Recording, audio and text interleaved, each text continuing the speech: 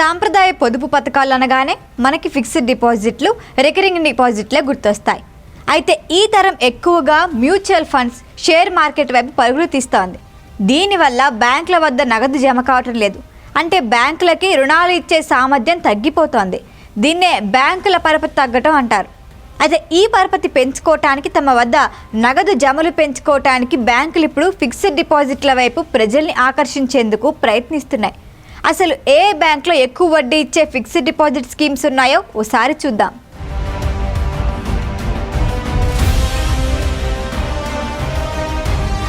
ఈ నెల ఆర్బీఐ పరపతి సమీక్ష నిర్వహించింది. వడ్డీ రేట్లలో ఎలాంటి మార్పులు లేవు అని తెలిపింది. అయితే త్వరలో వడ్డీ రేట్లను తగ్గించే అవకాశం ఉందని హింట్ ఇచ్చింది. అంటే త్వరలో బ్యాంకుల ఫిక్స్డ్ డిపాజిట్ల వడ్డీ రేట్లు, రికరింగ్ డిపాజిట్లు ఇచ్చే వడ్డీ రేట్లు తగ్గిపోతాయన్నమాట.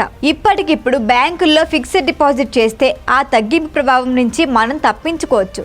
దీర్ఘకాలిక ప్రయోజనాల కోసం బ్యాంకులో ఫిక్స్డ్ డిపాజిట్ చేయాలి అనుకునేవారు ఇప్పుడే డిపాజిట్ చేసి గరిష్ట వడ్డీ వద్ద వాటిని లాక్ చేసుకుంటే కాస్త లాభపడే అవకాశం ఉంది. కొత్త స్కీమ్లు తీసుకురావడంలో ఎప్పుడు ముందుంటే స్టేట్ బ్యాంక్ ఆఫ్ ఇండియా అమృత కలశల్ పేరుతో కొత్త ఫిక్స్డ్ డిపాజిట్ స్కీమ్ని తీసుకొచ్చింది.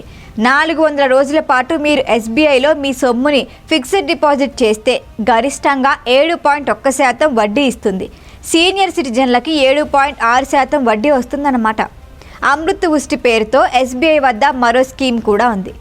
దీని ప్రకారం సాధారణ డిపాజిట్దారులకు 7.52 వడ్డీ శాతం, సీనియర్ సిటిజన్లకు 7.75% వరకు ఎస్బీఐ వడ్డీ ఇస్తుంది.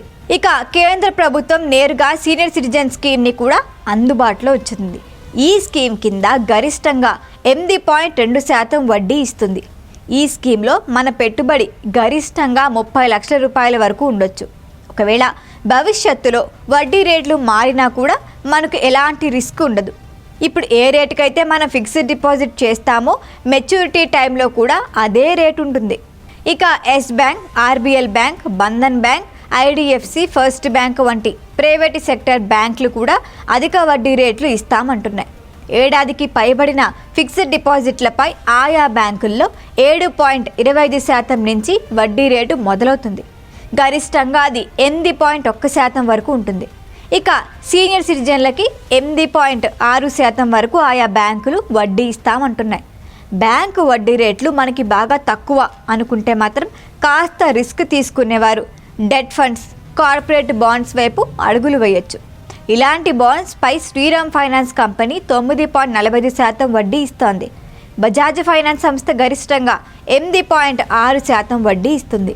భారత్ లాంటి దేశాల్లో స్టాక్ మార్కెట్పై ఎంతటి అవగాహన పెరిగినా కూడా సంప్రదాయ ఫిక్స్డ్ డిపాజిట్ల నుంచి ప్రజల దృష్టిని మరల్చడం కష్టం. 1997లో భారత్లోని బ్యాంకుల్లో 5 లక్షల కోట్ల రూపాయల ఫిక్స్డ్ డిపాజిట్ల రూపంలో ఉన్నాయి. 2001లో ఆ ఫిక్స్డ్ డిపాజిట్ల విలువ రెట్టింపైంది. అంటే 10 లక్షల కోట్ల రూపాయలకి చేరింది. ఈ ఏడాది మార్చి నాటికి అది ఏకంగా 116 లక్షల కోట్ల రూపాయలకి చేరింది.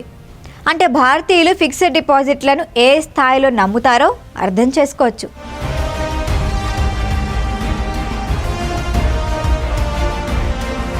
ఈ వీడియో కనుక మీకు నచ్చినట్టయితే లైక్ చేయండి, షేర్ చేయండి, సబ్స్క్రైబ్ చేయండి. అలాగే పక్కనే ఉన్న బెల్ ఐకాన్ని క్లిక్ చేయండి.